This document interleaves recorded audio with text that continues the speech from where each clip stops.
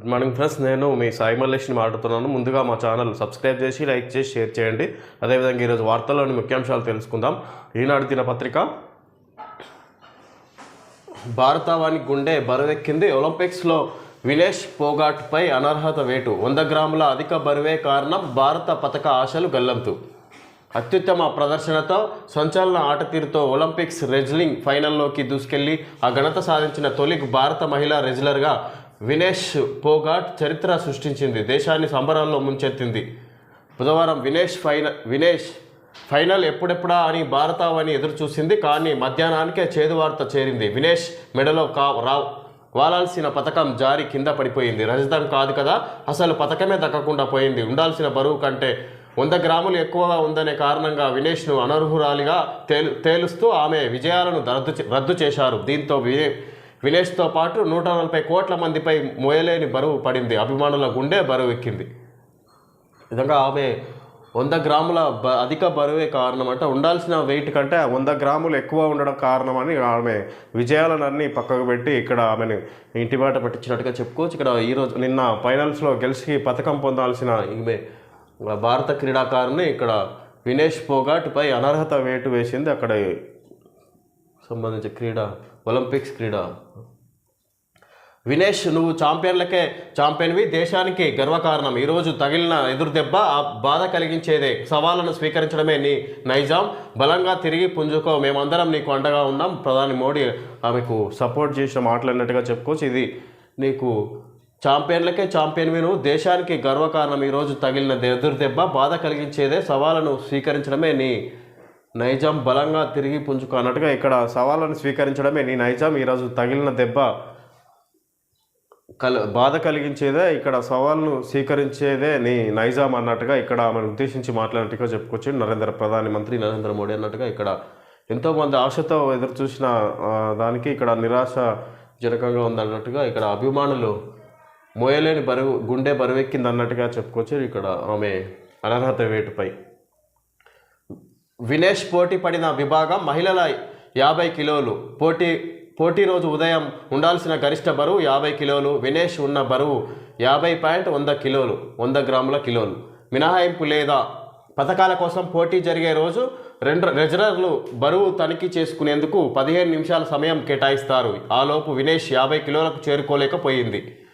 ముందే చూసుకోలేదా? తొలి రోజు సెమీస్ పూర్తయ్యే సమయానికి వినేష్ 52.7 కిలోలకు చేరుకుంది. బరువును తగ్గించేందుకు రాత్రంతా నిద్రపోకుండా తీవ్రంగా శ్రమించింది.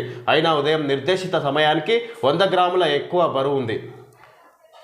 ఇలాగా ఇక్కడ బరువు కూడా ఆమె వెయిట్ కూడా 50 కిలోలే ఉండాలంటే ఎక్కువ 100 గ్రాములు ఇంచు ఒక అటు ఇటు కూడా ఉండకుండా 50 గ్రాముల నెట్ వెయిట్ లాగా ఉండాలి. ఇక్కడ మనిషి వెయిట్ అన్నట్టుగా ఇక్కడ తెలుసుకోవచ్చు. ఈ సందర్భాన్ని బట్టి మనం వినేష్ పోటీ పడిన విభాగం మహిళల 50 కిలోల వెయిట్ ఉండాలంటే మరి దానికి సంబంధించి ఇక్కడ ఆమె 100 గ్రాములు ఉన్న కారణంగా ఆమెపై అనర్హత వేటు పడిందంటే ఇక్కడ బరువు తగ్గించుకోవడం కోసం రాత్రులతో నిద్రపోకుండా శ్రమించింది తీవ్రంగా.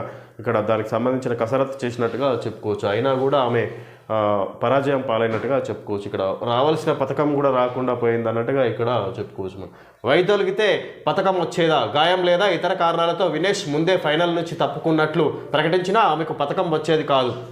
తొలి రోజు పోటీలు పూర్తయిన తర్వాత గాయం బారిన పడ్డా బరువు చూసిన తర్వాతే నిర్ణయం తీసుకుంటారు.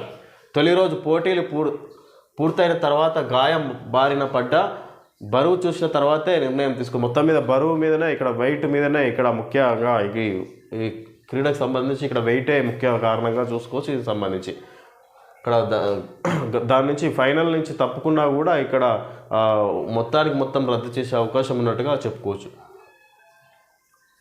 అన్నదాన సత్రంలోకి చేరిన వరద. భద్రాచలం జల దిగ్బంధం. తెల్లవారుజాము నుంచి ఉదయం వరకు జోరు వాన. రామాలయం పరిసరాల్లో స్తంభించిన రాకపోకలు.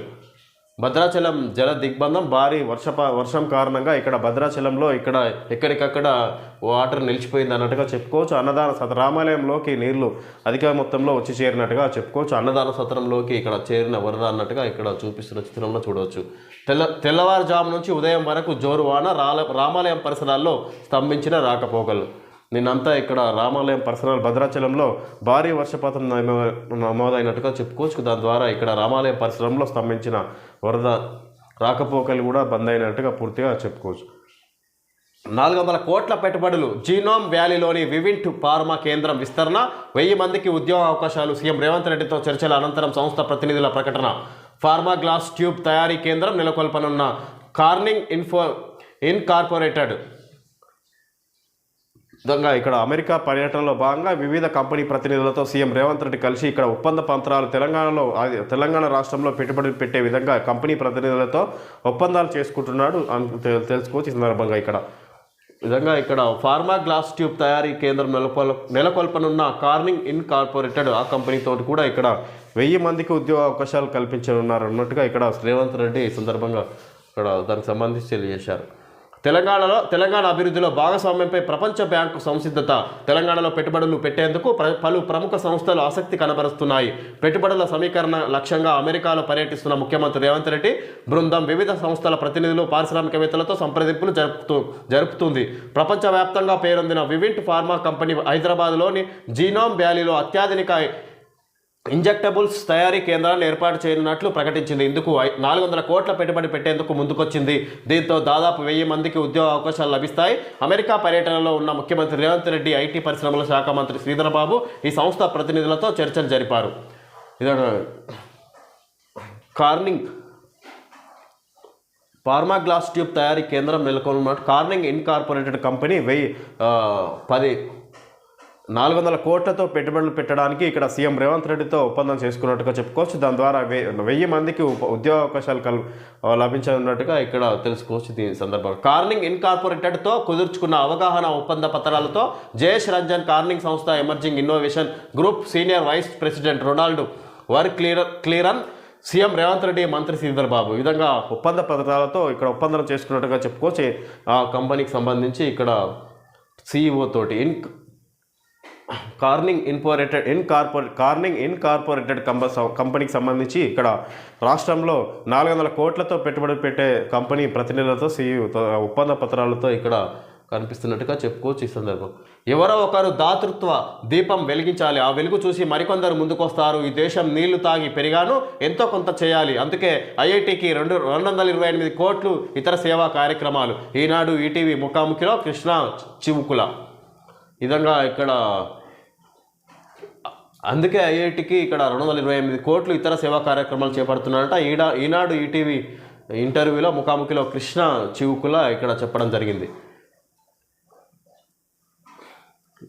ఈ దేశం నీళ్ళు తాగి పెరిగానని ఇక్కడ ఇండియాకు సంబంధించి మాట్లాడక చెప్పుకోవచ్చు. ముఖ్యంగా ఆయన ఎవరో ఒకరు దాతృత్వ దీపం వెలిగించాలి. ఆ వెలుగు చూసి మరికొందరు ముందుకు వస్తారు. ఈ దేశం నీళ్ళు తాగి పెరిగాను ఎంతో కొంత చేయాలి సంబంధించి ఇక్కడ ఈటీవీ ఇంటర్వ్యూలో ఆయన ముఖాముఖి మాట్లాడడం జరిగింది. ఇక్కడ కృష్ణ చివుకుల ఇండియాలో పెట్టుబడులు పెట్టడానికి ఐఐటికి సంబంధించి 228 కోట్లు విరాళాలు ఇచ్చినట్టుగా చెప్పుకోవచ్చు. ఐఐటి కంపెనీకి ఇతర సేవా కార్యక్రమాలు చేపడుతున్నాడు. ఎవరో ఒకరు ముందుకు వస్తే దాన్ని చూసి ఇతర వ్యక్తులు కూడా వెలుగు చూసి మరికొందరు ముందుకు వస్తారు అన్నట్టుగా చెప్పుకోవచ్చు. ఇక ఈ దేశం నీళ్ళు తాగి పెరిగాను అన్నట్టుగా ఇక్కడ విదేశాల్లో ఉంటున్న ఇతను ఎవరో ఒకరు దాతృత్వం దీపం వెలిగించాలన్నట్టుగా ఇక్కడ సేవా కార్యక్రమాలు చేస్తున్నట్టుగా చెప్పుకోవచ్చు. ఇక్కడ కోట్ల పెట్టుబడులు పెట్టి ఆర్టీసీలో సెమీ డీలక్స్ కనీస టికెట్ ధర 30 రూపాయలు. త్వరలో రోడ్డెక్కనున్న బస్సులు. ఆర్టీసీలో కొత్త రకం సెమీ డీలక్స్ బస్సులను త్వరలో ప్రారంభించేందుకు అధికారులు సన్నాహాలు చేస్తున్నారు. ఈ బస్సుల్లో ఎక్కే ప్రయాణికులంతా టికెట్ కూడా తీసుకోవాల్సి ఉంటుంది. ఆర్డినరీ ఎక్స్ప్రెస్లలో మాదిరి మహిళలకు ఉచిత ప్రయాణం ఉండదు. ఈ బస్సు ఎక్కితే కనీస ఛార్జ్ 30 రూపాయలు. Toll fee, passenger cess, safety cess వంటివి అదనం. ఎక్స్ప్రెస్ డిలక్స్ బస్సులకు మధ్య రకంగా ఈ కొత్త సర్వీసును ప్రవేశపెడుతున్నట్లు అధికారులు చెబుతున్నారు. సీట్లు, ఇతర సౌకర్యాలు ఎలా ఉంటాయన్నది ఈ బస్సులు రోడ్డెక్కిన తర్వాతే స్పష్టత రానున్నది. ప్రత్యక్ష ఆదాయం పెంచుకునేందుకు ఆర్టీసీలో మహాలక్ష్మి పథకం అమల్లోకి వచ్చాక ఆర్డినరీ ఎక్స్ప్రెస్ బస్సుల్లో ప్రయాణికుల రద్దీ భారీగా పెరిగింది. సంస్థ మొత్తం బస్సుల్లో ఈ 2 రకాల బస్సుల సంఖ్య దాదాపు 80% వరకు ఉంటుంది. దీంతో సంస్థకు రోజువారీ ప్రత్యక్షంగా వచ్చే టికెట్ల ఆదాయంపై భారీ ప్రతికూల ప్రభావం పడింది.